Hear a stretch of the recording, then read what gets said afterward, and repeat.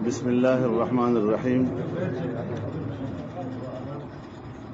نحمده ونصلي على رسوله الكريم.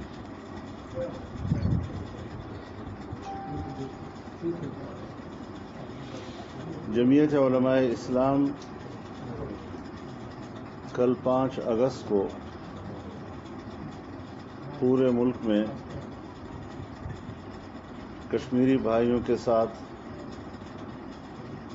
یکجہتی کا دن منانے جا رہی ہے. 5 اگست 2019 کو مودی سرکار نے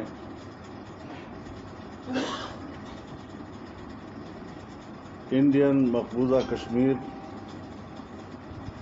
کی آئینی حیثیت کو تبدیل کر کے بین الاقوامی سطح پر کشمیر کی متنازع حیثیت ختم کر دی اور اسے باقاعدہ ہندوستان کا جغرافیائی حصہ قرار دیا. یہ ایک ظالمانہ اقدام تھا اور اس ظالمانہ اقدام کے نتیجے میں مودی سرکار نے کشمیریوں پر زندگی تنگ کر دی. وہاں 1 سال کے عرصے میں جس انداز سے انسانی حقوق پامال کیے گئے ہیں،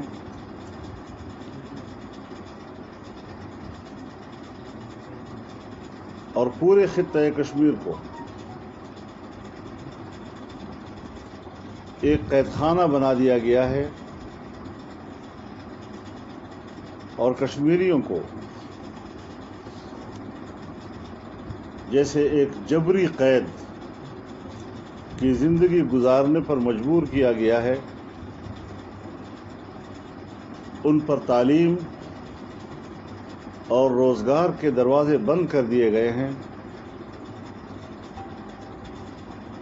مسلمانوں کی زمینوں پہ قبضے کیے جا رہے ہیں. نئے ڈومیسائل بنا کر ہندوؤں کو بہت بڑی تعداد میں وہاں آباد کیا جا رہا ہے تاکہ آبادی کا توازن تبدیل کر دیا جائے.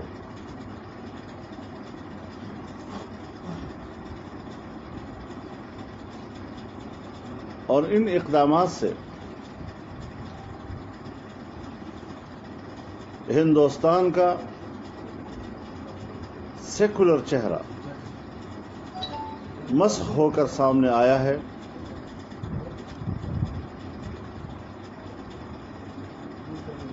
اور وہاں کی تنگ نظر حکومت کی پالیسیوں کے نتیجے میں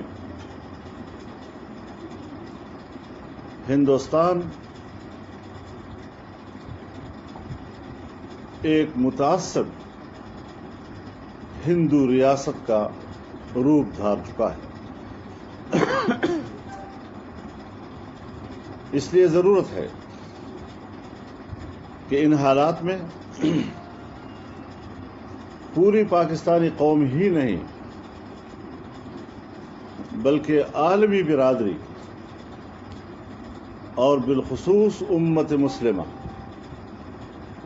کشمیریوں کے شانہ بشانہ کھڑی ہو جائے.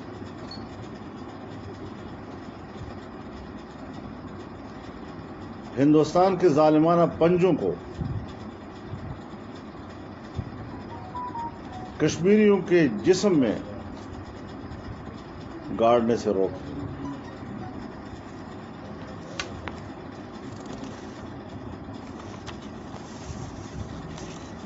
جہاں ہم اپنے کشمیری بھائیوں کے ساتھ یکجہتی کا اظہار کر رہے ہیں، مجھے انتہائی افسوس کے ساتھ کہنا پڑ رہا ہے کہ ہمارے حکمرانوں کی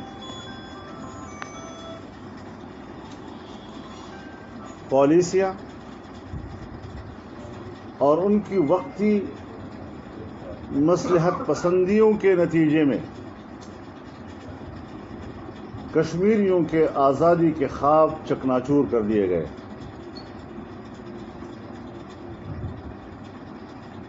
ہمارے حکمرانوں کی منافقانہ روش کی وجہ سے کشمیریوں کو مایوسیوں کے اندھیروں میں دھکیل دیا گیا۔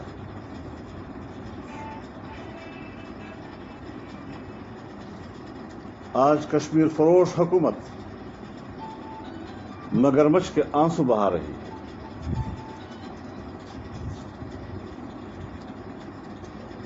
میں نے پچھلی حکومت میں بھی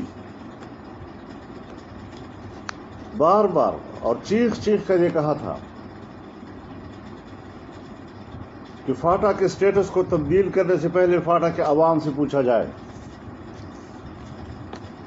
اور اگر آپ فاٹا کے عوام سے نہیں پوچھیں گے تو کشمیر کے حوالے سے آپ کا حق خود ارادیت اور وہاں پر رائے شماری کا موقف کمزور ہو جائے گا۔ پھر وہی ہوا جس کا ہم پہلے رونا روتے رہے، اور جب ایسا کیا گیا تو آپ کو معلوم ہونا چاہیے کہ ہندوستان نے اپنے آئین کے آرٹیکل 370 کا خاتمہ کر کے کشمیر کے اسپیشل اسٹیٹس کو ختم کیا۔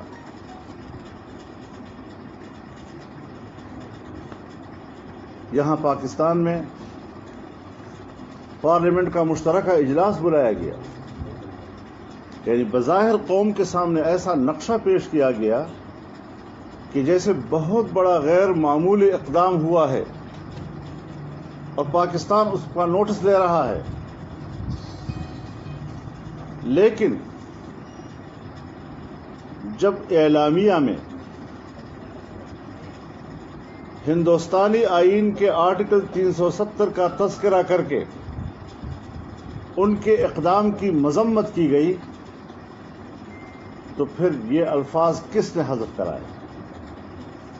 یہ الفاظ کیوں حذف کر دیے گئے؟ اس وقت ہندوستان میں اس وقت جو نیا ابال آیا ہے وہ تو آرٹیکل 370 کے خاتمے سے آیا ہے،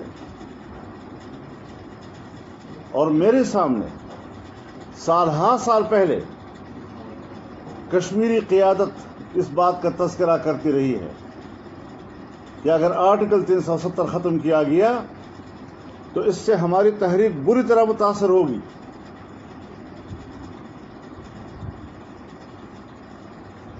اب لوگوں کا انتظار تھا کہ آرٹیکل 370 کے خاتمے پر احتجاج کیا جائے گا، لیکن پارلیمنٹ میں عین وقت پر اس ڈرافٹ کو تبدیل کیا گیا، آرٹیکل 370 کو وہاں سے نکالا گیا اور کہا کہ احتجاج اس پر ہم نہیں کریں گے۔ اب لوگوں کو سمجھ میں نہیں آ رہا کہ کشمیر کے سٹیٹس کو تبدیل کر دیا گیا، جس وجہ سے تبدیل کیا گیا وہاں پر آپ اس کو اپنے اعلامیہ میں لانے کے لیے تیار نہیں ہیں، تو قوم کو کیوں دھوکہ دے رہے ہیں؟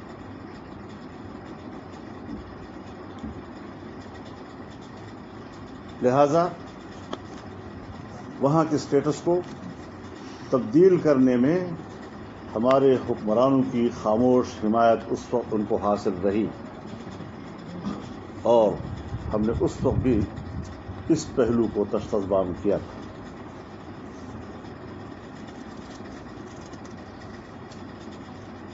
پھر آپ بتائیں کہ ان غداران کشمیر کے ساتھ ہم کیسے بیٹھے ہیں اور کیوں کر بیٹھے؟ کہتے ہیں کہ قومی ایشو پہ بیٹھنا چاہیے۔ ہم کہتے ہیں اس قومی ایشو کو تباہ کرنے میں سب سے بڑا کردار انہی حکمرانوں کا ہے، ہم ذمہ دار ان کو ٹھہرا رہے ہیں، اور آپ ہمیں کہتے ہیں کہ آئیے اس میں ہم بیٹھیں۔ یعنی ان کے تمام اس قسم کے ناجائز کاموں کی ہم سپورٹ کریں اور ان کو حمایت دیں تو ہم موجودہ حکمرانوں کی اس پوزیشن کو ریکگنائز نہیں کر سکتے.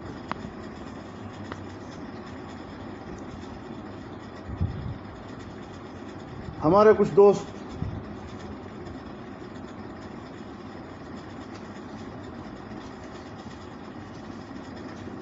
شریک بھی ہوئے ہیں، لیکن جب ہم کوئی غلط فیصلہ کرتے ہیں تو کب تک ہم قوم کے عظیم تر مفاد کے الفاظ میں لپیٹ کر اسے قوم کے سامنے پیش کرتے رہیں گے؟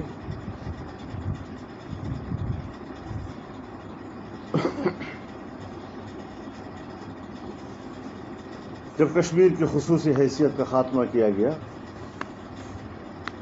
تو اس وقت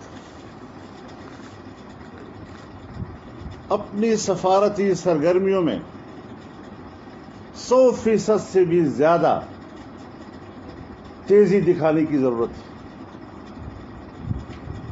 لیکن ہم نے معمول کی سفارتکاری سے بھی سفارتکاری کے ٹیمپریچر کو کم رکھا اور چند ممالک کے ساتھ ٹیلی فونوں پہ رابطے کو ہم نے بتایا کہ ہماری بہت بڑی سفارتکاری ہو رہی ہے. تو یہ وہ ساری چیزیں ہیں جو ہمارے مد نظر ہیں، لیکن میں آج اپنی گفتگو کو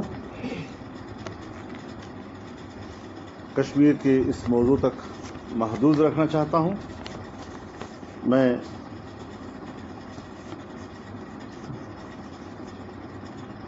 اس ساری صورتحال کو اگر ایک شعر میں بند کر سکوں اور آپ اس پہ اعتراض بھی نہ کریں تو بہتر ہوگا کہ جو لوگ شریک سازش تھے ہم نام بھی ان کا کیسے لیں، کچھ ان میں دوست پرانے تھے، کچھ باعزت ہمسائے تھے.